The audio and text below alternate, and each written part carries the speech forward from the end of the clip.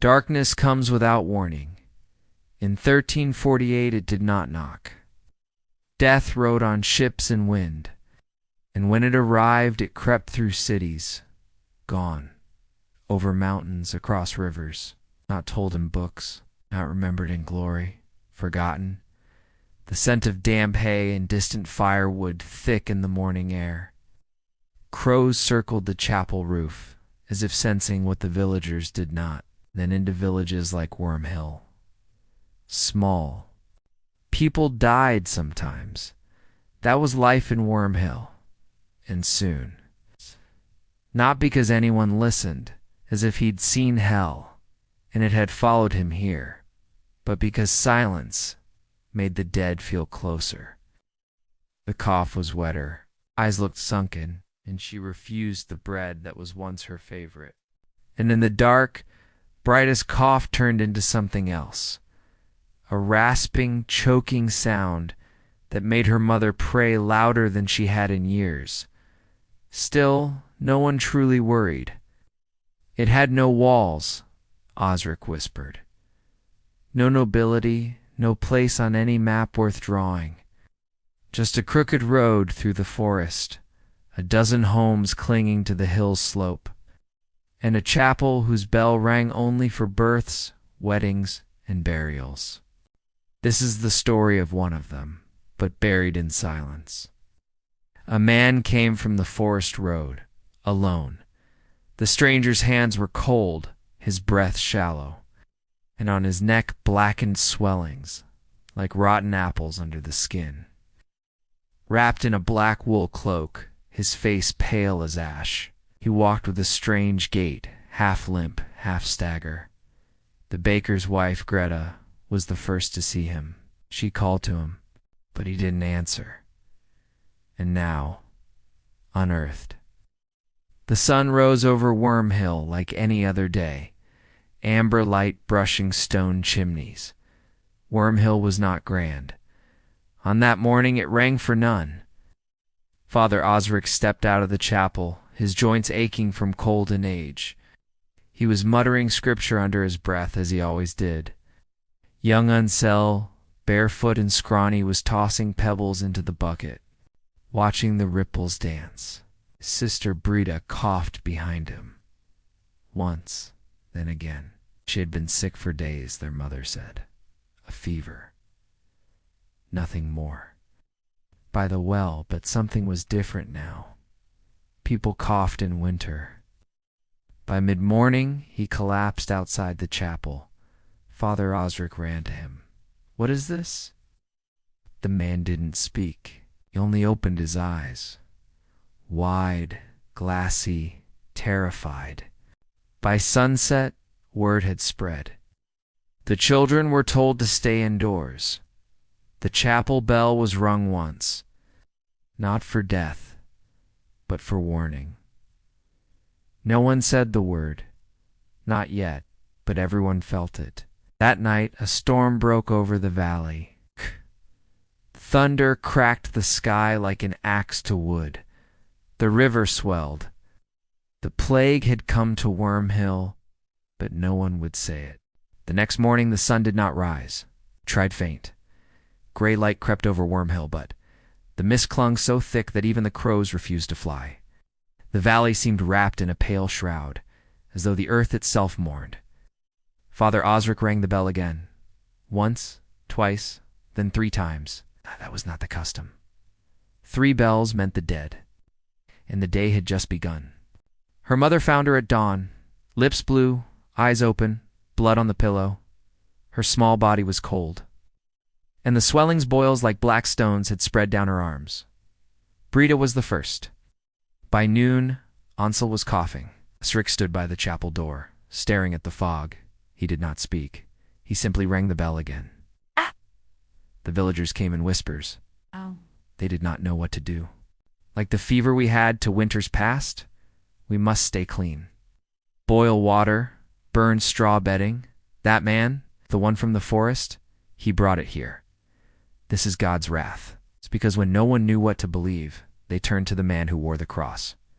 Marek, the old reeve, tried to calm them. "It's an illness," he said. But Greta, the baker's wife, screamed at him. Some nodded. Others crossed themselves, and all turned toward the chapel. His voice cracked when he said, "There is no cure. There is only prayer." Father Osric did not tell them it would be fine, but they never reached it. He looked tired. A silence fell, as if they knew what was coming. Then the bell rang again. It's time for the woodsman's son. The air inside stank of sweat, blood, and fear. He had only started coughing that morning. By evening, panic had taken root. Some tried to flee. Merrick and his son rode out on horseback toward the next town, Elmwick, a day's ride east. Their horses returned without them the next night. Others began to dig, not gardens, not graves, but holes, deep and round in the hillsides. Pits.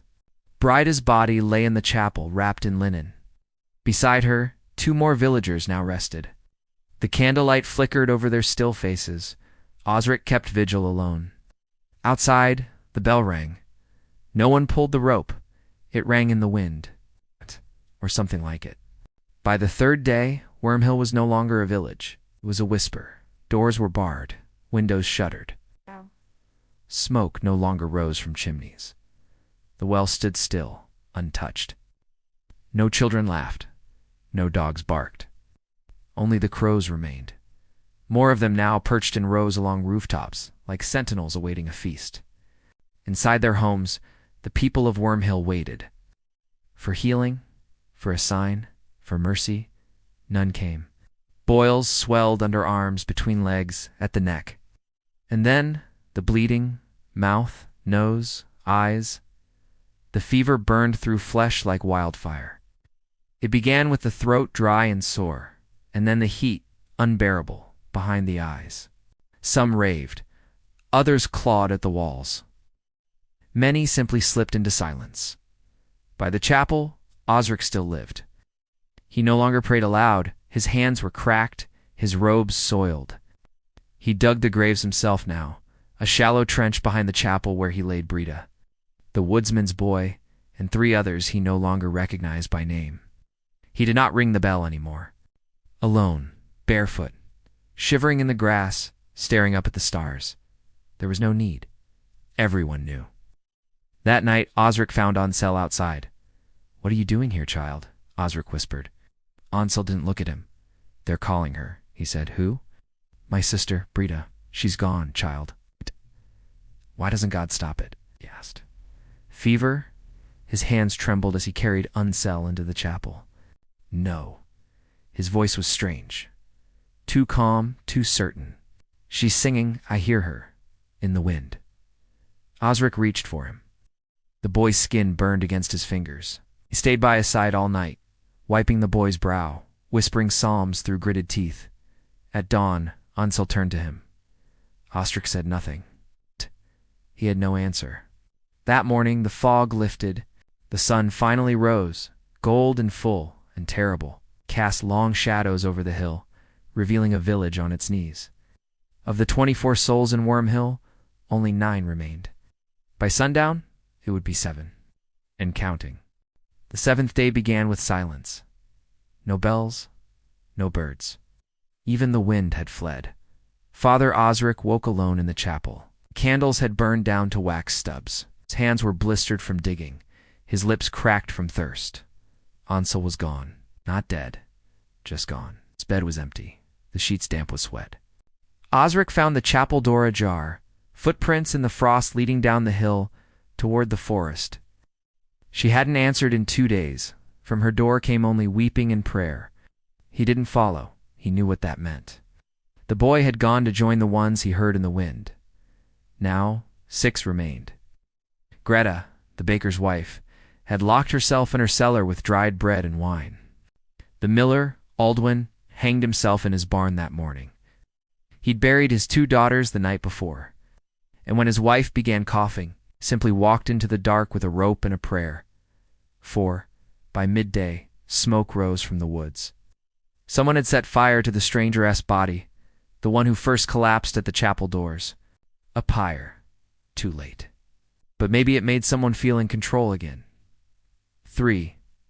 Osric watched the flames from the chapel steps, His robes flapped in the cold wind, his knuckles white around the wooden cross he no longer knew how to use. No sermons now, no rituals, no divine plan, just earth, fire, and waiting. All are gone. May God forgive us. Someone remember us. If not in heaven, then in the pages of time. He dipped the quill in ink, steadied his shaking hand, and wrote. By evening, only Osric remained. He sat in the chapel alone, the great wooden doors open to the breeze.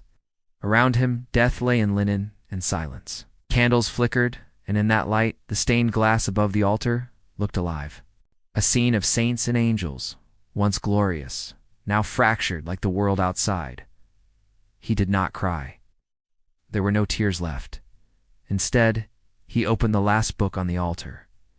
Not scripture, simple parish record. Anno Domini, 1348, on the 7th day of the sickness. I, Osric of Wyrmhill, record the fall of this village. He paused. Then below the words, he added, Darkness came without warning, and so did death. But we were here. We lived. We prayed. We fought to stay. This place was Wyrmhill. No one ever found his body, only the book. The pages, stained with ash and blood, would one day rest in a monastery vault, misfiled, unread, forgotten, until now. The end. If this story moved you, leave a like to let it echo further. For more forgotten tales from history, subscribe and join us. Turn on notifications so you never miss a voice buried by time.